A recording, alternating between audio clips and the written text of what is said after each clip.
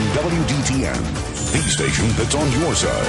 This is 2 News at 11 with breaking news. And it's been a deadly start to the Memorial Weekend. Dayton police are investigating 2 separate shootings where 2 men have died and a child was hurt. This is a live picture from the 100 block of North Paul Lawrence Dunbar. As you can see, a police car there, yellow tape blocking part of the street where this investigation continues to develop. There was a shooting there that happened around 9 o'clock tonight. Officers say a 34-year-old man was shot and killed while he was walking up to his house. Police say he was returning home with his 11-year-old daughter. She was caught in the crossfire and was shot in the knee. The shooter then walked up and shot him 3 more times. He was removed to Miami Valley Hospital and pronounced dead at the hospital. Well, police say the victim was shot at about 2 weeks ago, and detectives believe this was a drug-related hit. Now, about an hour earlier, Dayton police began their search for another gunman after he opened fire on a parked car. These are pictures just back into our newsroom of where a 24-year-old man has just died from his gunshot wounds. Detectives say multiple shots were fired at this maroon Buick on Kenilworth in Salem while the victim was inside the car. They believe the gunman used an assault rifle and drove off in an SUV. When crews arrived, they found a black male in the middle of the street who had been shot. The investigation revealed they were traveling northbound in this Buick here in the middle of the street when a silver SUV pulled up alongside of them, and somebody out of the back passenger window began shooting what we believe to be an assault rifle at him, shooting the passenger that was in the Buick. Crazy. I'm glad I don't live over here. I don't know, this is a busy street. There's too many kids out here playing.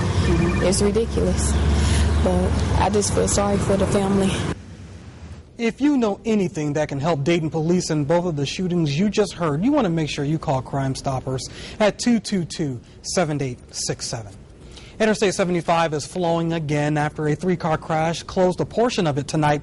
The southbound lanes were closed just south of the Austin Pike interchange. Troopers say 2 adults and 2 children were removed from their cars.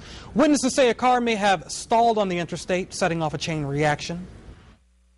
And the first Jeep swerved to avoid them, and then the Lexus did the same thing, and there was a big cloud of dust, and I'm assuming that's when the Lexus and the first Jeep collided, and then the Lexus started flipping.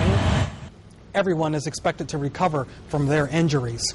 Tonight, BP says it has failed in its latest attempt to plug the oil leak in the Gulf of Mexico.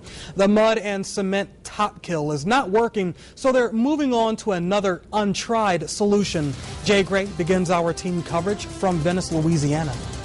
Late this afternoon, BP executives shared the news no one wanted to hear. The top kill is not working. So we now believe it's time to move on to the next of our options. A move that will take another 3 or 4 days. The first job will be to cut and remove the existing riser from the top of the LMRP. At that point, once we've made a clean cut, we will be installing the cap. You can find a festival just about every summer weekend in South Louisiana.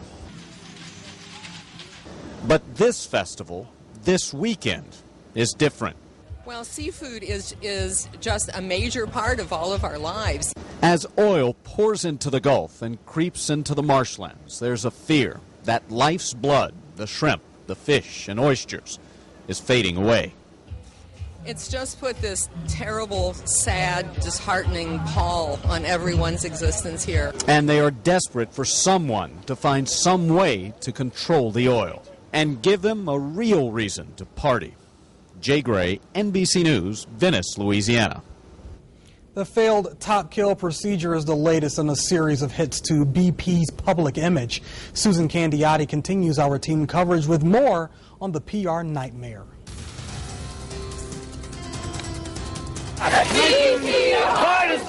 You can have your oil back. BP's crumbling, environmentally friendly image is taking yet another pounding. Demonstrators in New York mocking the company by covering themselves in fake oil. A foreign oil company on our shores doing damage to our coast, to our nation. That's the image that they've got to try to correct. PR crisis expert Brian Dobson says BP dug its own hole early on, in part by calling the spill, quote, relatively tiny compared to a big ocean. To call the spill tiny relative to the oceans is ridiculous. That's totally irrelevant. This is the CEO of a company who's spewing oil off of the biggest customer on the globe, off the coast of the U.S., the #1 consumer of energy. BP also came under fire for not telling anyone the top kill procedure was temporarily stopped on its first night, and for its performance at town hall meetings. Have you been permitted by DEP? That I need to check on. Are they pre-testing the soil, the current condition of soils in that area before they start doing the decontamination process? Yep, I'm going to have to get back to you on that one as well. CNN affiliate WEAR reports that BP spokesperson now has been let go. And the latest blow-up, BP's being accused of bussing in cleanup workers in time for President Obama's Friday visit, and who left when the president did. One Louisiana politician called it a, quote, dog and pony show. A BP spokesman downplayed the claim, saying the workers were following a normal schedule. And that was Susan Candiotti reporting. Now, some PR experts say that BP can bounce back from this if it is open and transparent and spends enough cash to clean up the mess. Well, the oil may be wreaking havoc on the environment, but it doesn't seem to be affecting gas prices here at home. Dayton holiday travelers are getting a nice surprise at the pump in some spots. We spotted drivers filling up for $2.38 at the Swifty station on Woodman, just hours after some stations were selling it for 20 cents more. I love them. Anytime I can get it for less than $2.50, I'm here. Do you think it's going to last? I hope so. I doubt it, but I hope so.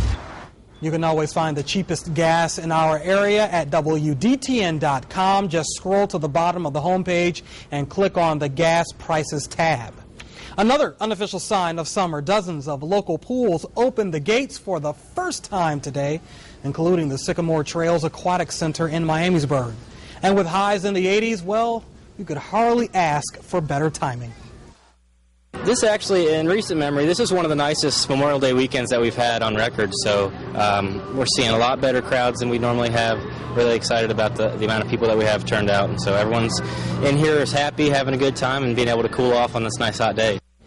But not everyone is getting the chance to cool off. Heber Heights announced in March that it's closing pools in Moneta Park because they are no longer safe for swimming. Fixing them would simply cost too much. Crews are planning to demolish them and use the site for something else.